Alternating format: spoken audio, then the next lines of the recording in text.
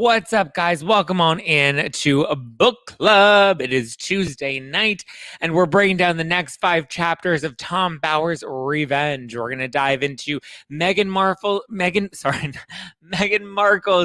beef with Kate Middleton, how she ended up hooking Harry to get him to marry her. Was it all a PR stunt? The Vanity Fair article that pissed off the Royal Palce. We're going to dive into all of it. I hope you are ready. Grab your books, grab your no-filter wine. Let's dive in. Oh, hi, it's me, Zack Peter, pop culture junkie, reality TV insider, published author, and host of the No Filter with Zack Peter podcast. Here I'll bring you all the latest news on the Real Housewives, deep dives into celebrity legal scandals, and unfiltered convos with your favorite stars. I've got you covered. And yes, I always keep receipts. So be sure to hit that like button and subscribe for all the latest tea. Now, let's dive in. Hello. We're live on YouTube. We're live on Instagram. Hi, guys. What is going on? Oh, let me lower this just a little bit. Instagram, I feel like it's a little off. Okay, that's better. Okay, welcome on in, guys. Welcome on in. I hope you have your wine ready, available at nofilterwine.com. Must be 21 or older to order. It is my fizzy Housewives inspired wine. We got a fizzy white wine and a fizzy rosé. Okay. I hope you guys are ready. We're breaking down chapters 16, 17, 18, 19, and 20 of Meghan Markle, or the Meghan Markle expose by Tom Bower called Revenge. So we're going to talk about Kate Middleton. We're going to talk about the marriage to Prince Harry. There's a lot that we're going to cover. So welcome on in. What is up, Zack Pack? Get ready. We do have some great interviews that are coming out over the next couple of weeks. This week we have on Brock Davies from Vanderpump Rules and Dave Asprey. We're going to be breaking down the Real Housewives of Beverly Hills reunion looks, Salt Lake City taglines. We'll review the Beverly Hills finale. Lots of good content to come this week. So be sure to subscribe. If you're watching this on YouTube right now, smash the like button and let me know you're enjoying the content.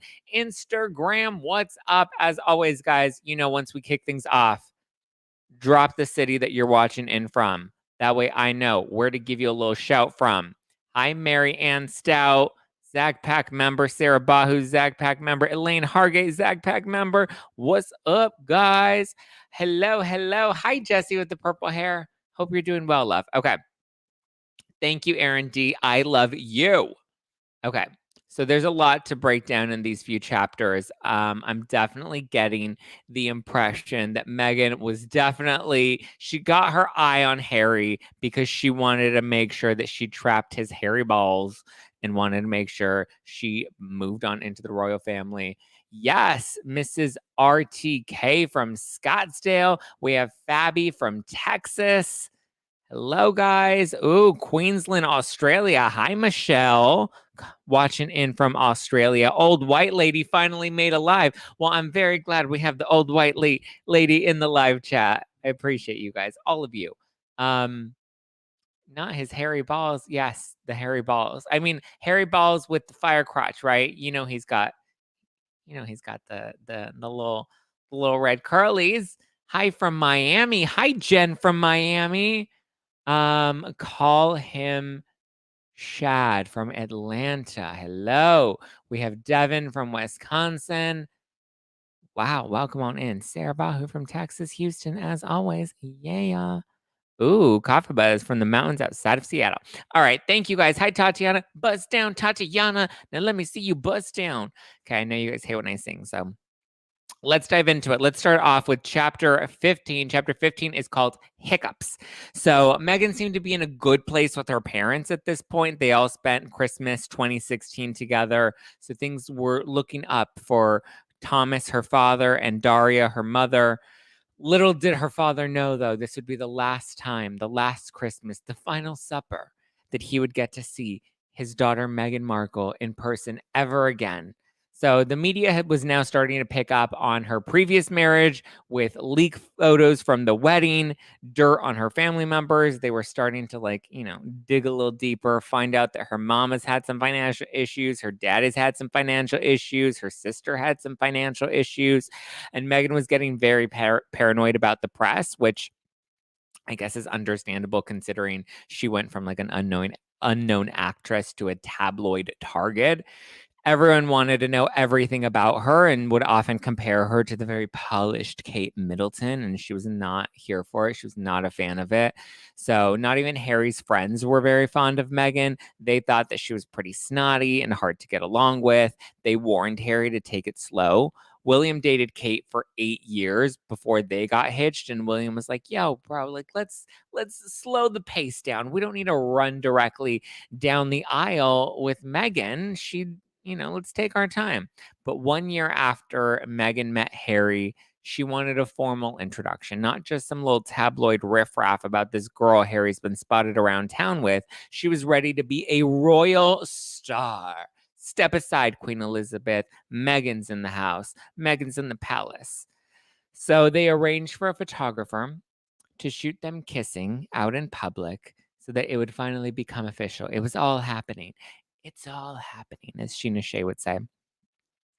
The Suits writers were also starting to see the writing on the wall, and so they were getting ready to write Meghan out of the show now that it appeared that her life was taking a whole new direction. The palace was also not very fond of Meghan's blog, The Tig. Remember that she so eloquently named after a glass of wine that opened her eyes to the fact that wine could be so much more than red or white. It could be deep. It could have body. It could have volume. It can have hair on the balls.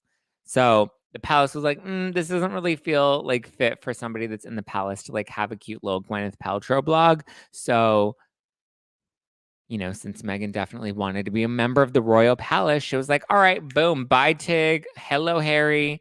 She was ready for it. So she kicked her blog to the curb and said goodbye to all of her loyal readers. And Prince Andrew was also currently under fire at this time as well for his connection to Jeffrey Epstein. So Charles was starting to be seen as an adulterer. Charles is Andrew's brother, Prince Andrew's brother. So Prince Andrew's over here getting heat for his Epstein stuff. Charles is over here also with not the best reputation. He was quite the tabloid fixture himself. He was seen as an adulterer. He was a philanderer. Has obviously had a contentious relationship in the press with Princess Diana before she passed away. So the palace really wanted to start to clean up his image, especially with Andrew and all of his little scandals going on. They're like, okay, we need to start to brush up Charles. Let's dust him off.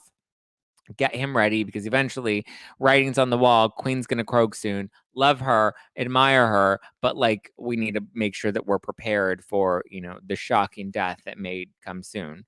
So Prince Andrew and his daughters were now removed from the balcony, and now it was all about Prince William and Prince Harry, who were going to be pushed into the forefront because we needed to make sure we positioned Prince Charles as a family man. We needed to make sure they started to like Camilla, right? Even though Harry and William were not the biggest fans of Camilla, and they were also not the biggest fans of their father at the time, they were like, all right, this is the duty. This is what it means to be in the royal family. Let's do it, right? Well, about that same time, Meghan was encouraging Harry to start to speak out openly and publicly about his mental health struggles, about his anger issues. And so he was starting to do press interviews. He did an interview with the British journalist for the Daily Telegraph, and he talked about alcohol abuse and depression and the grief of losing his mother and how that impacted him into his adult years. He seemed eager to make something of his life before he would obviously eventually exit the royal family. But he even knew, he's never going to be king. He's not Simba.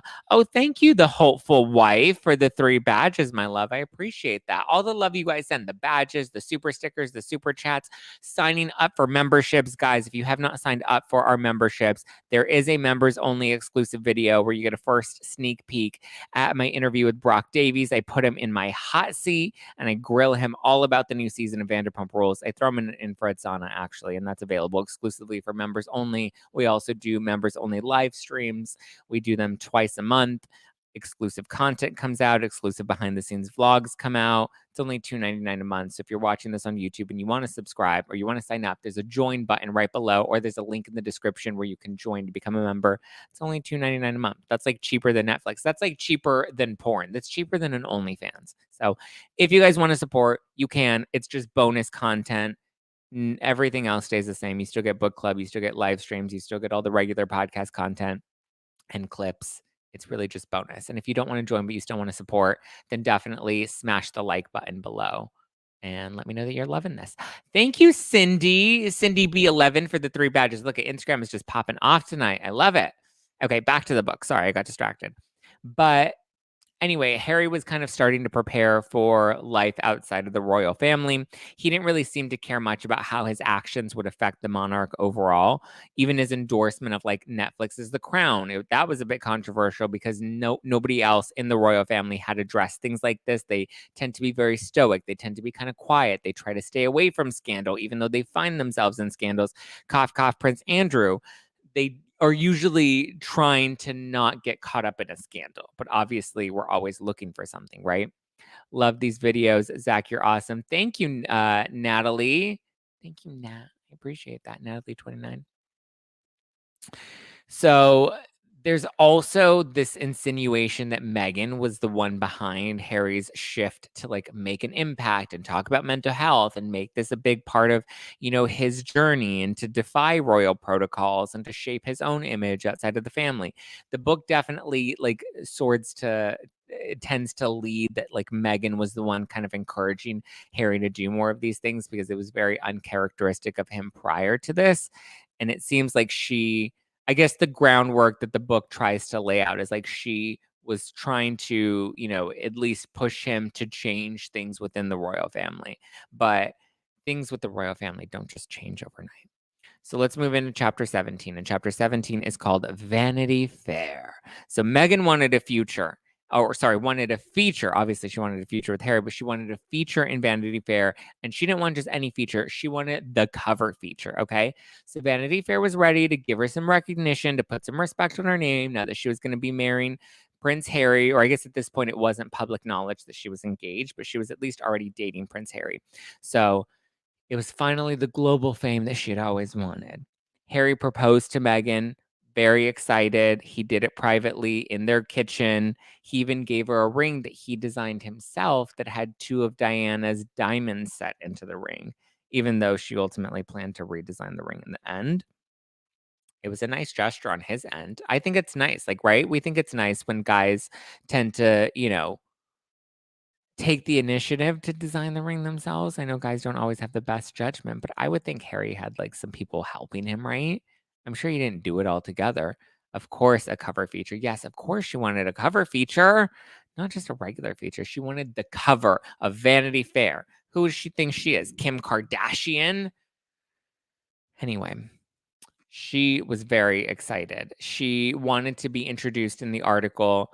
So Harry proposed to her. He even called her father to get Thomas's approval. Thomas gave the approval, gave his blessing, but they weren't able to publicly announce it yet, especially not in the Vanity Fair article, because they were waiting for the Queen to give her a formal blessing. And I think at this point, she was like not in town, and so they had to like wait for her to be like, oh, you're engaged, okay, I approve of this, I publicly endorse this. Like there were protocols that the Queen needed to do in order to approve it, and it's usually a long process. And I believe the Queen actually fast-tracked this process for the 2 of them, even though they hadn't even been dating for that long.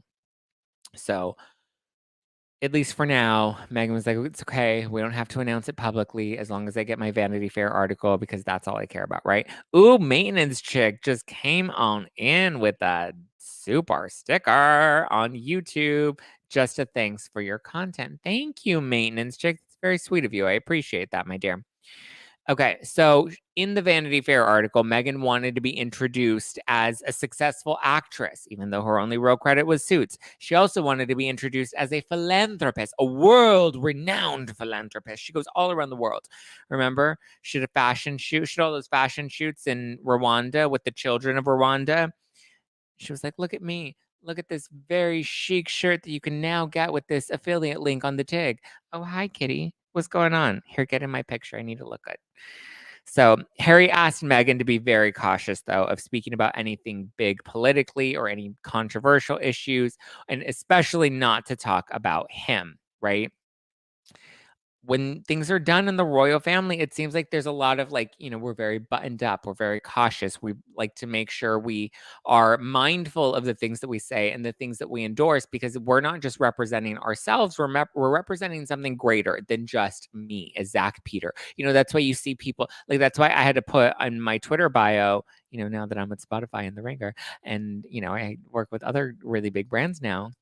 I had to put in my Twitter bio opinions reflect like opinions are mine, and that's why you see like a lot of journalists and reporters put that in their bios as well. Opinions are all my own. You would think that's a bit of a given, but sometimes you're often lumped into these things. And Meghan joining the royal family and now wanting to be part of the royal family even more and being attached to Harry, that's a really big, it's a really like big move to make. And thank you so much, End Up, for the super sticker. Yeah. Love the super stickers. You guys are so sweet. I love you. I appreciate you. So Harry's like, listen, just don't say anything crazy. Don't endorse anybody politically. Don't like talk about us yet in our relationship because that's kind of crazy. Like, let's just kind of tread lightly, This was her big moment, Meghan's big moment, but it was not time for her to be going off and trying to bring dishonor to the royal family, okay? So Mulan Markle, you better be careful not to bring dishonor to our family. The journalist was becoming skeptical of Meghan, though, the one that was interviewing her for Vanity Fair, and he thought that she was very calculated and very rehearsed and very mindful of her image, or that, she wanted to craft this image. And so every time they would try to have a conversation, it was always like there was an agenda and there was a narrative that she was trying to feed. That way, she made sure that she got the coverage that she wanted. And then the topic of Harry came up. Don't you ever talk about Harry. I mean, Lisa Rinna said, don't you ever talk about the husband, but obviously it wasn't the husband yet. Don't you ever talk about the prince. So the topic of Harry came up, and Harry's like, please, babe, just don't talk about me, okay? Now remember, Harry didn't want her to discuss him in the article. We wanted the queen to give her blessing first so we can formally announce the engagement. But here she goes. She's like, yes, we're a couple and we're in love. As if birds were about to fly in from Snow White's forest and surround her, and she was in love. Well, after the interview, the reporter and the team at Vanity Fair started to fact check some of the statements that she was making and some of the things that she was saying. They started to dig into it, and obviously they can't publish anything unless it's actually true, right? Well, they weren't getting any actual confirmation from some of the statements that she was making, and the fact checking was going nowhere. And these aren't, the Facebook fact checkers that'll fact check you and they're like not good at doing their job. They have actual fact checkers at Vanity Fair that were like, we don't think she's like a world renowned philanthropist. What, she may have gone on a couple of international trips, but it all seemed staged, and it seemed like this was all made of Hollywood PR tricks to present her that way without any factual roots underneath any of it. It seemed like her charity work was very ego driven rather than, genuine altruism. So rather than publishing this false narrative about her being this big world renowned philanthropist, they decided to lead with her quote of being so in love with Prince Harry. And so she's just wild about Harry ended up being the headline for the Vanity Fair cover. Remember, she wanted that cover. Better late than never. Welcome on NCC. Did Princess Catherine get jealous of Meghan? That's a good point. And we haven't heard. Oh, you mean Kate? Are you talking about Kate? Kate Middleton? I don't think so. We'll get into Kate, though. Why would anyone want to be a royal? It definitely doesn't seem like a great position to be in. I mean, it comes with its privileges, but it also, there are pros and cons to it, right? Anyway, so the headline for Vanity Fair ended up being just wild about Harry, and the Buckingham Palace was not pleased. So they saw it as her using Harry to bolster her own reputation, and they were like, no, no, no, no, no, sweetie, this is not what we do here. You can't just come on in. You're not even married. Like, none of this is how we do it. And so then Meghan ends up calling her PR agency, and she's like, oh my God, how dare you let them run this? And how dare you let them lead with Harry when they should have never even run the piece about Harry. But it's like, come on, you talked about Harry. And if anything, like, I'm not a real journalist. I used to write for some pretty big publications in the past before pivoting into, being independent and doing podcasting and content creation full time. But even then, you use certain terms like this is off the record, or, be sure to cut that from the record. Or you always have to disclose, if you're an interviewee, you always have to disclose what is on the record and what is off the record, because when you're talking to a reporter, it's assumed that everything is on the record unless you deliberately specify it before making the statement. You never say it after the fact. Anybody that's savvy in PR or media knows about things that are on the record or off the record. And in this case, knowing that Harry was a topic that she wasn't allowed to talk about, and knowing that reporters are always going to try to push things a little bit. I know I try to push things on my show all the time, which is why I always end up in the headlines, because I'm good at my job. But so in this case, the reporter did their job and they got Meghan to talk about Harry. And I think Meghan is a little too smart to just let it slip and then let this be like an oopsie whoopsie. So her PR agency ended up calling Vanity Fair and they threatened them to send the Queen after them. They're like, the Queen will be displeased and the Queen will not be happy about this. And Vanity Fair is like, well, ain't my problem. So Meghan then ended up calling the reporter and she let him know that she was very disappointed with him. And she's like, I thought that we could be friends because that's how we do it. I'm friends with the press and they give me good coverage. And she's like, you know what? You can't sit with us. We cannot be friends. You thought that this was okay. You're finished. She didn't say you're finished, but she basically was like, I thought we could be friends and we can't be friends because you're a monster. She didn't say that either, but she definitely made it clear that they could not be friends. They were supposed to focus on her philanthropy, right? Though the fact checkers couldn't come up with very much to verify that any of her claims were true in her interview. So they did make one update for her, and I thought that this was a very generous update considering. So the timeline that they were publishing made it look like she was dating, and I don't think this was intentional, but it was something I guess her PR team caught on to, was the timeline. If anybody actually connected the dots, the timeline that was running in the Vanity Fair article made it obvious that she started dating Harry around the time she was still technically dating her ex, Chef Corey. Remember the hot chef from New York? So it was a bit of an overlap, which we learned in last week's book club. She was seeing them both at the same time. So it's technically true that she was dating Harry while dating and living with Chef Corey, but they agreed to update the timeline in her favor, I guess, as, doing something in good graces. I'd assume it was also an issue of being like when Meghan met Harry and when Meghan began dating Harry. I guess they couldn't technically verify that Meghan and Harry were officially dating at the time that they had just met and were hanging out. So they were like, okay, well, we'll make that update. That way you don't look like a homewrecker. So they made that change in her favor, which I thought was nice of them. Then we get into chapter 18, and chapter 18 is titled Spotlight. So the Cambridges became suspicious of Meghan and her motive in dating Prince Harry. Even Diana's sisters, so Princess Diana, the one who passed away, the mother of Harry and William, even her sisters, which actually disappointed Harry, agreed that they didn't think that Meghan's motives seemed to be the most pure. He seemed to believe that she was being mistreated the way that his mother was being mistreated in the media, but Diana's sisters failed to see any of the similarities. So they all warned Harry about jumping into a new relationship too deep too soon, and they warned him about getting married too quickly as well because they hadn't known each other that long. Again, William and Kate knew each other for 8 years. Meghan and Harry had only known each other for about a year.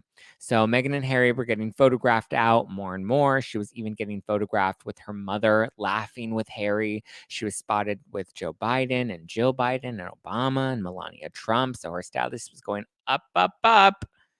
So Meghan ended up inviting her father to Toronto, which he initially declined because he's like, listen, I can't afford that. I'm not doing as well as I was doing when you were little. And like, I just can't be flying back and forth. It's a bit expensive. And so she's like, okay, fine. I'll pay for the fare. I'll fly you out here. I'll make sure you're good. And then he saw that she was photographed with her mother, Doria. And so Thomas was like, wait, can I be photographed with you? Like, can we be photographed together? That way the heat that I'm getting in the press seems to die down a bit. The same way Doria, your mother, is being photographed and the press seems to be coming over to her side. I want to take some of the heat off me, so let's take a pic. But first, let me take a selfie. So Meghan then advised him, maybe it's best you don't come after all. Like, maybe it's best that you just stay home, because apparently Doria was like telling Meghan that all her father wanted was to get a photo with her. And so Meghan was like, that's not attractive. I don't want my dad to use me, even though it kind of sounds like both the dad and the mom were using Meghan at this time, or at least capitalizing off of the fame that she was getting. But at the same time, Meghan was capitalizing off of Harry's fame. So kind of falls in line. But anyway, he ended up turning to his other kids and being like, she disinvited me from coming up to Toronto because I said I wanted to take a picture with her. So Samantha, Meghan's older half sister, was like, it's okay. It's fine. I don't know if she asked him. I'm assuming she asked her father for Meghan's phone number. And so he gave Samantha, Meghan's half sister, he gave Samantha Meghan's phone number. And when Meghan found out, she was livid. And then she ended up changing her number, and she stopped taking her dad's calls. Which I was like, this is literally your sister. But like, to be fair, Meghan can be an opportunist. I agree. But to be fair, like Meghan, I don't know. I just feel like they're all like, Samantha was out there saying some not so pleasant things about Meghan in the press. So I can understand why Meghan wanted to keep her distance from Samantha. And now, it definitely seems like maybe the dad was jumping on that bandwagon. But whatever. Then we move into chapter 19, and chapter 19 is called Engagement. So Harry claims that he warned Meghan about joining the royal family, and the monarchist claimed, so Harry claims that he warned Meghan about joining the royal family, and the monarchists, as I mentioned earlier, were always aiming to avoid controversy, right? And so Meghan, now that she was coming into the family, and again, Harry says that he warned her. Who knows how much he warned her? But I mean, you kind of have to assume it's not going to be an easy gig marrying into that family. But so Meghan was expected to follow the same and to avoid any type of controversy. Obviously, we know the royals find themselves in controversy all the time. So they're often encouraged to try to avoid it and try to not make really big political statements and not have really hot opinions and hot takes, because they're meant to be more of a figurehead, right? They direct things, but they're not necessarily supposed to have these, like, it's not a seat on The View, right? You're not supposed to have big political opinions and then voice them every single day. That's just not part of the gig. So Meghan said that she was excited for her new future and her new life with Harry. Journalists were also excited about Harry and Meghan. She was hailed as the best new thing to happen to the royals. She was dubbed as charismatic and fabulous. And the media seemed to really like Meghan and noted that, she'd overcome prejudice, being a mixed woman. They saw her, the people saw her as like, ooh, this modern day woman. And it's nice to have this breath of fresh air brought into the palace. But some feared that she didn't really fit in and that she wanted to be like Diana. And that's kind of a narrative that she tried to push. And it seems to be echoed by a few different people, reporters included, especially like in the Vanity Fair article. I think that was also referenced. But the American media gushed over her, and being an American and being in the US, like I remember them gushing over her and talking about her fashion and talking about, how chic she was. So chic, like Jamie Lee Curtis's wind chimes. But the monarchy stepped in and they tried to help her acclimate to royal life. They listened to her concerns, according to them. They listened to her concerns and tried to make it work with her and tried to be like, okay, what are your concerns? How are you feeling? Where are you coming from? Okay, great. Got that. Now this is where we are. Oh yes, Marianne, Samantha is trying to write her book. I believe the book either just came out or is coming out soon. Samantha, her sister.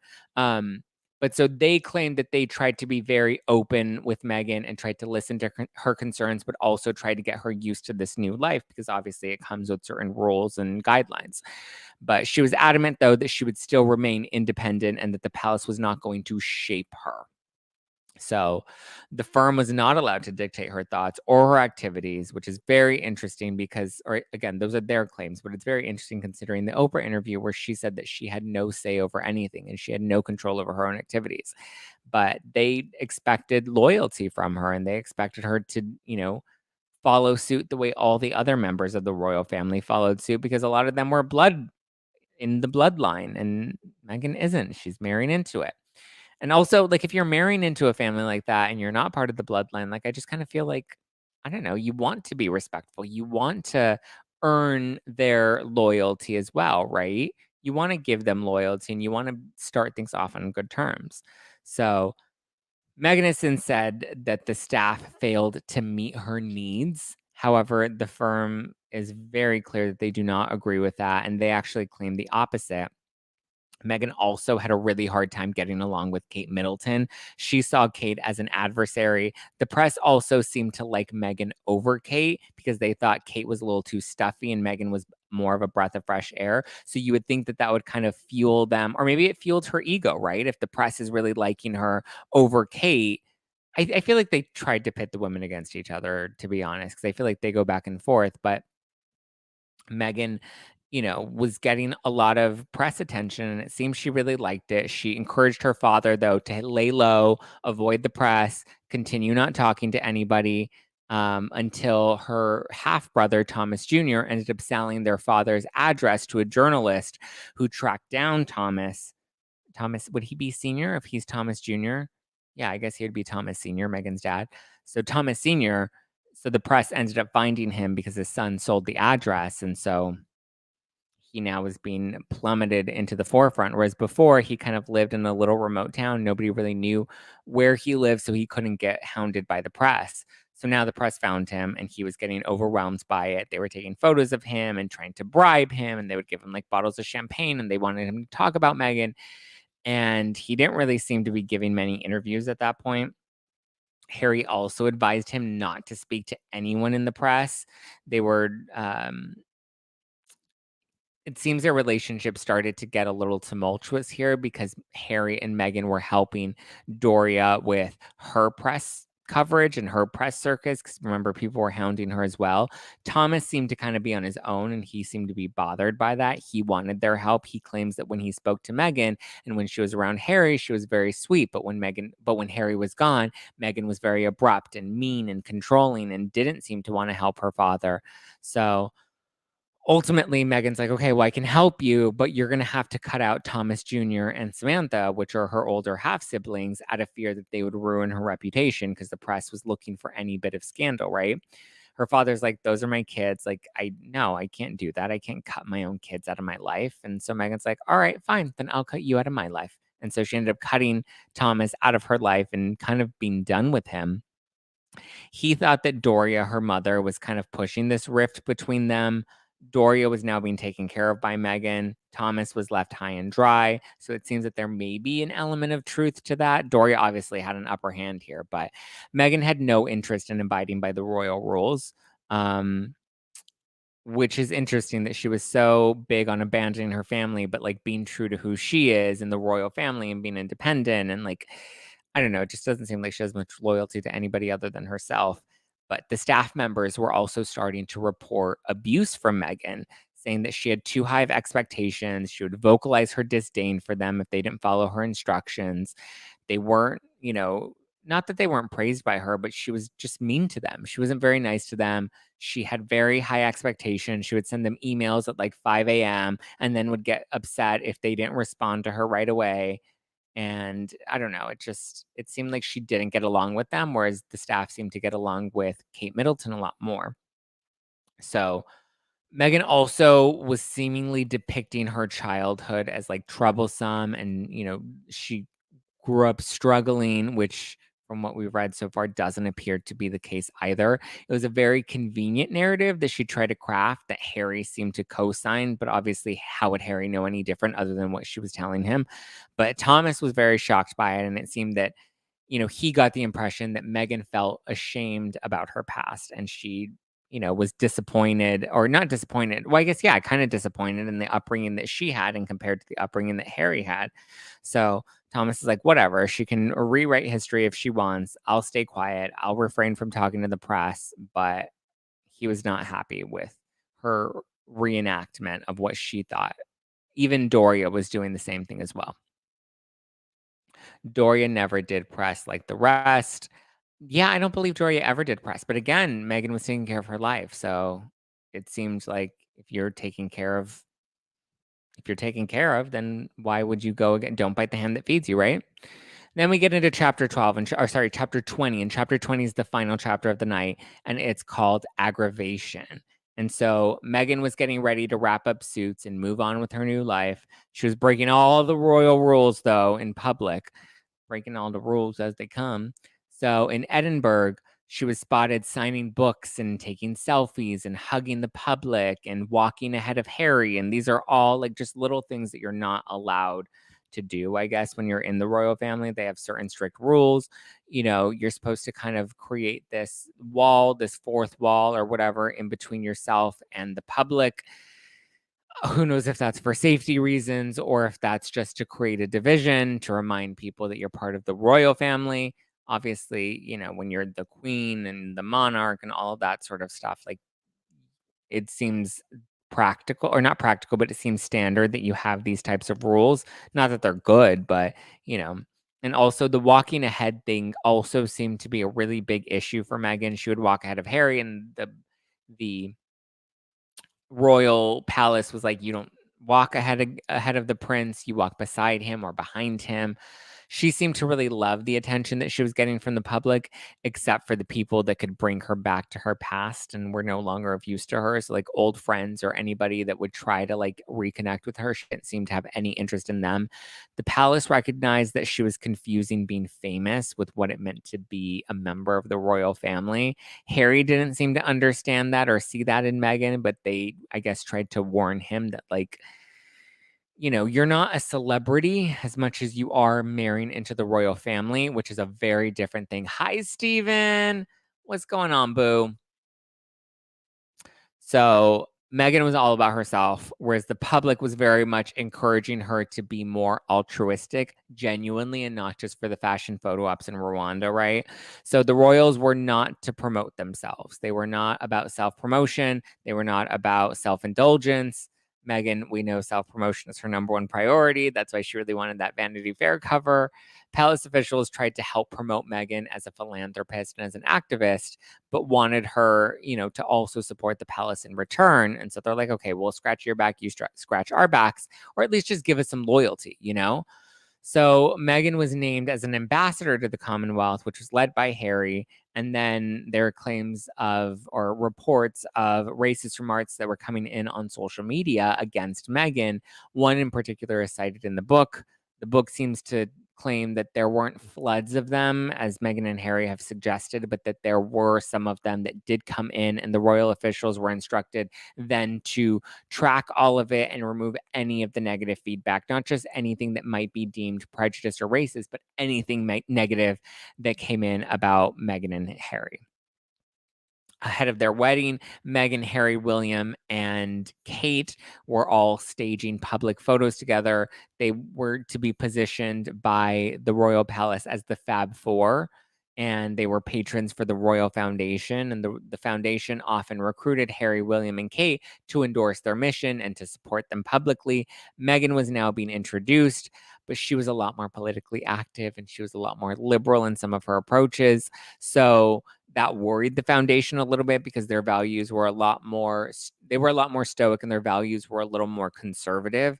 But, Meghan spoke very openly about being a strong feminist and about fighting for women and fighting against adversity. And she was very bold in some of her moves. She positioned herself as this sort of feminist princess speaking up for women, but that seemed to fall a little flat because many British women couldn't really relate to that because they didn't feel silenced, as Meghan would suggest. It kind of felt like she was regurgitating some of the stuff that she went to Rwanda, or she went to, where did she go? Was it her trip to Rwanda? Or I think she went on a trip to Africa, and remember she was talking about like women's rights and how women deserve equality, and that kind of fell a little flat because they're like, how is some American actress coming to Africa to talk to us about women's rights and women's equality and being silenced? So it just seems like she never really seems to know her audience. Seems like it didn't really hit well with British women because they, again, didn't feel silenced. And they also were kind of like, let me tilt my head, because they felt like Meghan is someone that achieved her status not by any sort of personal achievement and not by being some rah-rah feminist, but by literally marrying a dude that's in the royal family. Like Harry was her meal ticket. She married herself into the royals. So they're like, you didn't really do anything notable that made you, you know, this empowered woman as much as you did the old Hollywood thing of marrying a rich man. In this case, it wasn't just a rich man, it was a man with status over in England. So, obviously he was one of the royals, he's the prince. So Meghan didn't really like the negative feedback. That's why she had them filter it out. She also didn't really like the precedent that Kate would get, but my understanding is that Kate and William are a lot closer to the crown than Harry and Meghan, so they should take precedence. There was this friction, though, between Kate and Meghan and also between Harry and William. It seemed their wives, or wife and soon-to-be wife, were definitely influencing that, not in a intentional way, but by the rift that they were having. One thing that especially irritated Meghan was that she had to walk behind Kate instead of next to Kate or with Kate. She had to walk behind them. But again, Kate was closer to the crown than Meghan was. So it really just seemed like Meghan wanted to come in, have her way, without realizing that marrying into this whole institution, it comes with rules and it comes with a rubric that you have to follow. And that's not, I guess that's like any of us that would enter into the White House, right? If we were to be part of the royal family, like you don't just abandon all the guidelines that comes with being part of the royal family. So, I believe rules can evolve, things can grow, culture can change, but you can't walk in with a big ego and then expect everyone to bow down at your feet when you're not even a fucking royal. You're marrying into the royal family. The only thing big Meghan did was marry a royal, and she can never hide that. She basic, and she always will be. Oof, that's a hot opinion. Um, there was another comment that I wanted to read on Instagram. It's not all old money. The royals are apolitical for a reason. Yeah, exactly. They have to be apolitical. My understanding is that that's what got them this status, is they have to be apolitical. She thought that she could change the royals, which is wrong. Meghan is a wannabe royal. I mean, well, she's technically a royal now. She married into the family. She was out of element. She didn't know how to read a crowd. Yeah, it doesn't seem like she ever really knew how to read the room. She didn't succeed in seducing William, thus her psychotic obsession with Catherine and hatred for the children. Oh, did she try to seduce William? I feel like there was no way she could seduce William, though, because at that point William was already dating Kate and they'd been dating for a while. Thank you, Cindy B11, for the 3 batches. Wow, the batches are popping tonight, guys. Thank you, thank you, thank you. Rules are rules. At this point, you have to abide. Listen, I think Harry is 5th in line for the crown. William is 2nd. Yeah, so it's I mean, to me, this doesn't sound crazy. If I were marrying into the royal family, I would be like, yeah, I would imagine I would have to curtsy. I would imagine that there are certain things that you have to abide by. She just didn't seem to really want to follow in line with any of that. I heard that William and Harry fell out over Harry marrying Meghan too fast. It definitely seems like William tried to warn Harry about getting married too quickly, and he didn't seem to be a big supporter of the rapid, or the speed at which he was moving with Meghan. All right, guys. Well, those are our 5 chapters for the night. We will recap the next 5 chapters, which are 21, 22, 23, 24, and 25 next Tuesday, same time here on YouTube and Instagram. Smash the like button if you enjoyed tonight's book club. Hit the subscribe button. Join if you want to be a member for more exclusive content. Same thing on Instagram, guys. Give me a follow if you're enjoying this. Can't wait to hear the next episode. Thank you, Natalie. How long is this book? It's pretty long. I'm not going to lie. Yay, Maintenance Chick joined the YouTube memberships. Woo, woo. Welcome on in, Maintenance Chick. Harry chose Meghan for a reason. He's been over that family after his mother's death. Yeah, that's definitely a sentiment that's echoed throughout the book as well, is that Harry definitely seemed, but I got the impression that it wasn't just after his mother's death, but it was also like, he's kind of like, why am I still in this family? Like, I'm, as somebody mentioned, what, sixth in line to get the crown? Like, I'm not going to get the crown. I'm not going to, unless a bomb comes and takes everybody out, which I'm knock on wood, I'm not wishing for that at all. But like, should something grand happen and a lot of the royals end up getting taken out, like, Harry's not going to be there anytime soon. Like, he's like, what am I doing here? You know? All right, guys, shall we wrap for the night? This was fun. Hi, Mystic Deanna. But the book is, I want to say, like 40 some chapters. So going into next week, we're halfway through the book now. So we've got at least another maybe 4 or 5 weeks of the book. We're breaking down 5 chapters every week. So I want to say we have at least another 5 weeks, including next week.